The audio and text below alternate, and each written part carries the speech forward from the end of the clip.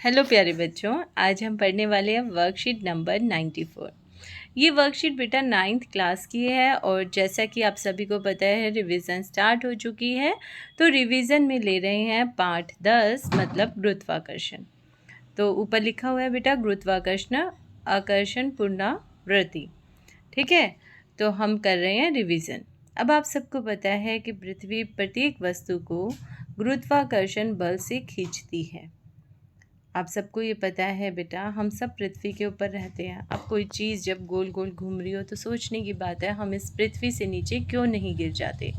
कारण है कि हम एक बल के द्वारा इसकी तरफ खींचते हैं और इस बल को कहते हैं गुरुत्वाकर्षण। अब तो सबको क्लियर है। अब जो ये गुरुत्वाकर्षण बल है, इसमें हमने बात की थी गुरुत्वीय त्वरण की, जिससे गुरुत्वीय त्वरण उत्पन्न होता है। मतलब अब जैसे मैंने एक बॉल ली, सोचो अपने हाथ से ऊपर की तरफ उसको फेंक दिया, थोड़ी देर बाद वो बॉल नीचे की तरफ आती है। ऊपर नीचे से जब मैं ऊपर फेंक रही हूँ बेटा, तो मेरे हाथ में बॉल थी, मैंने उसके ऊपर बल लगाया जिसके कारण वो ऊपर गई। अब जब वो ऊपर से नीचे आ रही है तब तो ऊपर कोई बल नहीं लगा रहा, वो किसके कारण आ रही है? वो आ रही है गुरुत्वीय आकर्षण के कारण। जो ये गुरुत्वीय आकर्षण की वजह से बॉल के अंदर कुछ वेग उत्पन्न हुआ, कुछ त्वरण उत्पन्न हुआ, उसे कहते हैं गुरुत्वीय त्वरण। ठीक है, मेरे को लगता है अच्छे से आपको समझ आ गया होगा बेटा। बॉल जब हमने ली, उसे नीचे से ऊपर जब फेंका तो हमने उस पर बल लगाया। ठीक है, हमने उस पर कुछ कार्य किया। जब भी उसमें क्या आई थी बेटा, तभी उसमें कुछ ऊर्जा आई थी और उसने काम किया था। जब वो बॉल नीचे आ रही है तब तो ऊपर से कोई बल नहीं लगा रहा, फिर वो जब नीचे आ रही है किसके कारण आ रही है? वो गुरुत्वीय आकर्षण बल के कारण नीचे की ओर खींच रही है। और जब वो नीचे आती है तो उसमें त्वरण उत्पन्न होता है। गुरुत्वीय त्वरण को हम स्मॉल g से लिखते हैं और ये वस्तु के द्रव्यमान पर निर्भर नहीं करता। ये नहीं होता कि वस्तु का द्रव्यमान अधिक होगा तो गुरुत्वीय त्वरण अधिक होगा, ऐसा नहीं है। इसीलिए निर्वात में कोई भी वस्तु एक ही दर से नीचे गिरेगी। ठीक है, निर्वात जहाँ कुछ भी नहीं होगा, ना हवा होगी ना पानी होगा, कुछ भी नहीं है, निर्वात उसे कहते हैं। जैसे बेटा अगर हम कोई पेपर ऊपर से नीचे फेंक रहे होते हैं तो हवा के कारण उसकी स्पीड जो है कम हो जाती है या ज़्यादा हो जाती है ना। हवा के कारण अगर मैं एक पत्थर का टुकड़ा लूँ और एक कागज़ लूँ, कागज़ का टुकड़ा, तो पत्थर का टुकड़ा पहले आ जाता है ज़मीन पर। कारण क्या रहता है कि हवा के कारण घर्षण बल लगता है, जिसके कारण पेपर की स्पीड कम हो जाती है और वो थोड़ी देर बाद नीचे आता है। निर्वात में कुछ भी नहीं होता, कोई हवा नहीं होती। उस समय पेपर का टुकड़ा अगर मैं नीचे फेंकती हूँ और एक पत्थर का टुकड़ा अगर मैं नीचे फेंकती हूँ तो दोनों की दर बिल्कुल समान रहेगी, दोनों समान दर से नीचे आएगा। इस बात पर निर्भर नहीं करता कि पेपर का वज़न कम है और पत्थर का वज़न अधिक है। चलिए आगे चलते हैं। यदि यह गतिविधि हम सामान्य परिस्थिति में एक पंख और एक पत्थर के साथ करें, इसमें उदाहरण दिया हुआ है पत्थर का और पंख का, तो धरती पर पत्थर का टुकड़ा पहले नीचे गिरता है। ऐसा वायु के प्रतिरोध के कारण होता है। पंख पर लगने वाला वायु का प्रतिरोध पत्थर पर लगने वाले प्रतिरोध से अधिक होने के कारण पंख के गिरने की गति धीमी हो जाती है, जबकि पत्थर पर इसका बहुत कम प्रभाव पड़ता है। लेकिन यही गतिविधि यदि हम निर्वात में करते हैं जहाँ कुछ भी नहीं होता, तो क्या होता है? दोनों ही वस्तु मुक्त पतन से एक ही दर से नीचे गिरती हैं, उन दोनों का त्वरण एक ही रहता है। मतलब मोटे मोटे तौर पर हमें ये बात समझ आई कि अगर क्वेश्चन आ जाता है जी, क्या जी एम पर निर्भर करता है, द्रव्यमान पर निर्भर करता है, तो नहीं, ये द्रव्यमान पर निर्भर नहीं करता। ठीक है, ये निर्भर किस पे करता है? वेग पे निर्भर करता है, ये द्रव्यमान पे निर्भर नहीं करता है। मतलब अगर एक पत्थर का टुकड़ा लें और एक पंख लें तो दोनों ही समान वेग से नीचे आएंगे। इसका मतलब दोनों की जी की वैल्यू समान रहेगी। धरती के निकट की दूरी को हम धरती की त्रिज्या के बराबर ले सकते हैं। अगर हम ये कहते हैं ये हमारे पास गोलाकार मतलब धरती है, तो हम ये कहते हैं धरती के ऊपर यदि हम हैं या कोई पत्थर है, कुछ भी है, हम सब धरती के ऊपर ही रह रहे हैं बेटा। तो धरती के ऊपर हैं तो इसका मतलब अगर धरती से, है ना, हमारी उसके केंद्र से हमारी दूरी देखी जाती है तो वो ऑलमोस्ट त्रिज्या के बराबर होती है, उसके रेडियस के बराबर होती है। तो दूरी कितनी लेंगे हम? त्रिज्या के बराबर लेंगे। इसीलिए जी को भी धरती के निकट एक स्थिर माना जाता है।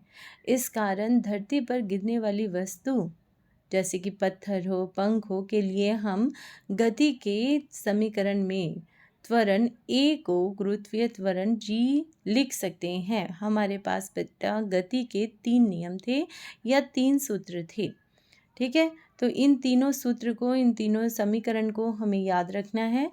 हमने ये कैसे किया था? हमने पहले पढ़ा था v = u+at।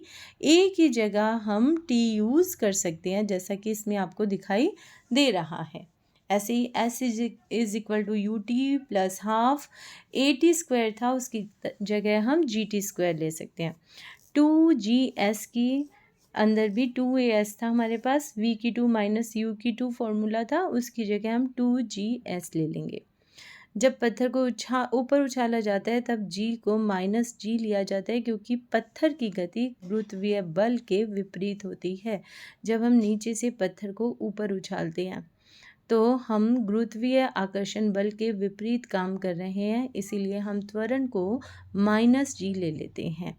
और जब हम पत्थर को नीचे की तरफ गिराते हैं तब वो किस साइड गिरा रहे हैं? धरती की ओर गिरा रहे हैं, इसीलिए हम उसे g का मान प्लस में लिखेंगे। अब प्रश्न उत्तर की तरफ देखते हैं बेटा। यदि हम कागज के टुकड़े और लोहे की मोटी कील को निर्वात में समान ऊंचाई से गिराएं तो इनमें से धरती पे पहले कौन गिरेगा? स्पष्ट कीजिए।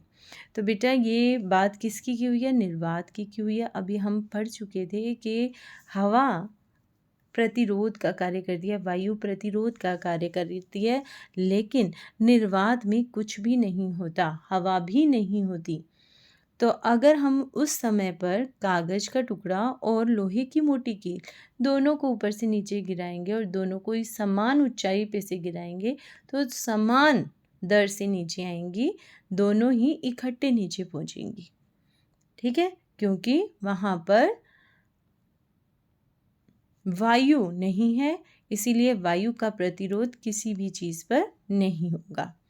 यदि हम किसी बॉल को ऊपर उछालें, हमने हाथ में पकड़ा है बॉल को, ऊपर की तरफ उछाल रहे हैं, इसका मतलब हम गुरुत्वाकर्षण के विपरीत काम कर रहे हैं।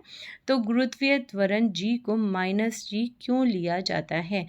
कारण यही है कि ये गुरुत्वीय आकर्षण बल के विपरीत कार्य हो रहा है, क्योंकि पत्थर की गति, यहाँ पत्थर की जगह आप बॉल लिखना, क्योंकि क्वेश्चन में बॉल दिया हुआ है, क्योंकि बॉल की गति गुरुत्वाकर्षण बल के विपरीत है, इसीलिए हम g का मान -g लिखते हैं दिशा को बताने के लिए।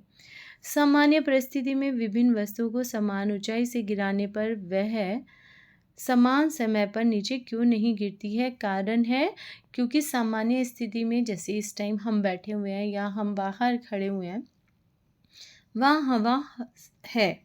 अगर हम हवा में या वायु में कोई भी चीज़ ऊपर से नीचे फेंकते हैं तो क्या होता है? नीचे आते वक्त उसे हवा रोकती है, मतलब हवा या वायु उस पर प्रतिरोध लगाती है। तो आंसर यही लिखेंगे बेटा। क्वेश्चन में से ही लेना पहले। सामान्य परिस्थिति में विभिन्न वस्तुओं को समान ऊंचाई से गिराने पर वह समान समय पर नीचे नहीं आती, क्योंकि ऐसी स्थिति में वायु का प्रतिरोध होता है, जिसके कारण जो वस्तु हल्की होती है उस पर प्रतिरोध वायु का अधिक होगा और वो देर से नीचे आएगी। नेक्स्ट क्वेश्चन है बेटा, पहाड़ी से एक पत्थर गिरने पर वह 1 सेकंड में धरती पर पहुंचता है। धरती पर टकराने पर पत्थर की चाल क्या होगी? तो आपके पास चाल के 3 समीकरण थे। इन तीनों समीकरण में देखो किसमें समय की बात की गई है और हमें निकालना क्या है? जी निकालना है। तो अब बेटा इस प्रश्न में जरा ध्यान से सोचो, पहाड़ी से एक पत्थर हमें ऊपर से नीचे गिराना है, तो शुरू में उसका कोई वेग नहीं होगा, क्योंकि हमने उसे पकड़ा हुआ है, वो तो रुका हुआ है। जब वो नीचे आएगा तो उसका वेग होगा, और वही वेग, उसकी वही चाल हमें निकालनी है। तो इसमें कौन सा फार्मूला हम लगा सकते हैं? इसमें हम सबसे पहले वाला समीकरण लगा सकते हैं, v is equal to u plus g t. ठीक है, v का मान हमें निकालना है। u शुरुआत में पत्थर रुका हुआ था इसलिए 0 था। g की वैल्यू उसने दे रखी है 10 मीटर पर सेकेंड की 2, और t 1 सेकेंड का ही दे रखा है, मतलब 10 ही हो गई। और v कितना आ जाएगा? v is equal to 0 plus 10, तो v का आंसर आ गया आपका 4, 10 मीटर पर सेकेंड। बस ये आंसर था। तो वर्कशीट आपकी बहुत ईजी थी, और उम्मीद करती हूँ मैं कि सभी बच्चों को अच्छे से समझ आ गई होगी। फिर भी यदि किसी बच्चे को नहीं समझ में आती है तो बेटा वो वीडियो में नीचे कमेंट बॉक्स में कमेंट्स लिख सकते हैं। और जो बच्चे नए हैं, जिन्होंने अभी तक नहीं देखी है, वो इस चैनल को सब्सक्राइब कर सकते हैं। थैंक यू बच्चों।